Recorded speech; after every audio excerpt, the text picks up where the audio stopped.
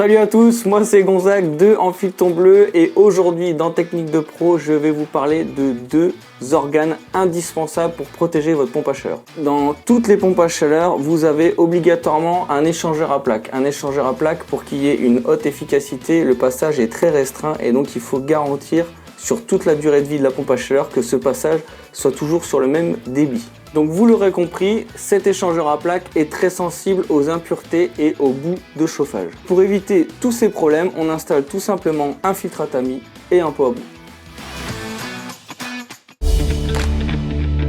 Le filtre à tamis s'installe toujours sur le retour de l'installation. Si tu positionnes après ta pompe à chaleur, ça ne sert à rien. C'est vraiment la position où doit se trouver le filtre pour protéger ton échangeur à plaques. Donc vérifie bien, tu dois être vraiment sur l'entrée de ta pompe à chaleur et ce qui va ressortir doit être filtré. Il y a certains fabricants qui vous vendent directement avec la pompe à chaleur une vanne qu'on appelle une vanne à tamis. Donc il y a un tamis intégré dedans. Je suis pas spécialement fan de ça puisque les vannes sont quand même relativement petites et elles peuvent se boucher rapidement, ce qui peut vous générer des défauts de débit assez rapides. Ma petite technique, c'est que à partir du moment où j'ai ma section de tuyauterie, là on est sur du 28, je double ma section. Là on est sur un filtre à tamis en 1 pouce 1/2, ce qui va vraiment me garantir un énorme passage au niveau du filtre. Il faut privilégier ce sens-là au niveau du filtre à tamis.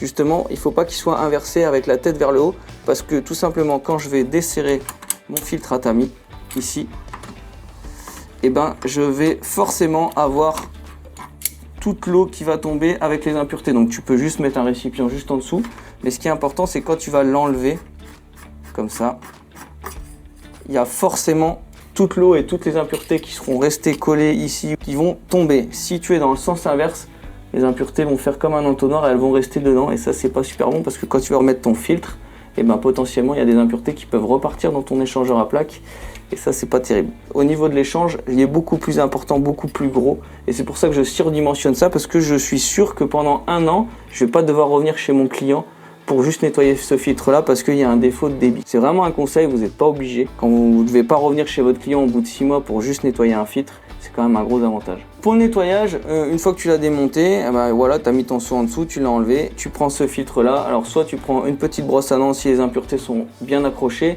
mais sinon souvent sous un évier, un petit peu d'eau chaude ou de l'eau froide, tu le passes avec le doigt, tu enlèves toutes les impuretés qui auraient pu rester collées dessus. On est sur un joint torique, donc ça sert à rien de le serrer comme un dingue, franchement. Tu viens le mettre en pression et une fois que tu sens que le serrage est bon, voilà, on est contre et c'est terminé, on est étanche. On rouvre nos vannes et c'est tout bon, on est tranquille pendant 2 ans, sachant que chaque entretien de pompe à chaleur est obligatoire à minimum tous les 2 ans. Donc maintenant, je vais en profiter, je vais t'emmener directement voir le pot à bout et te faire une petite explication.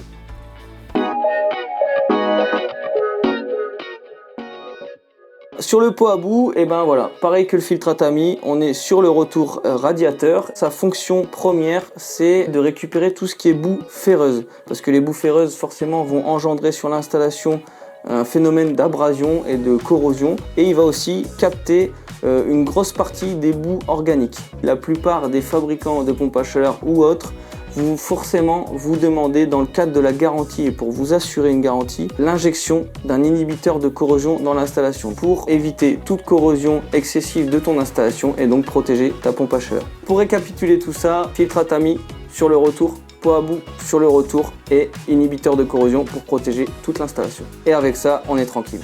J'espère vraiment que cette petite info te sera utile et comme je dis toujours, le travail c'est la santé. Allez, ciao!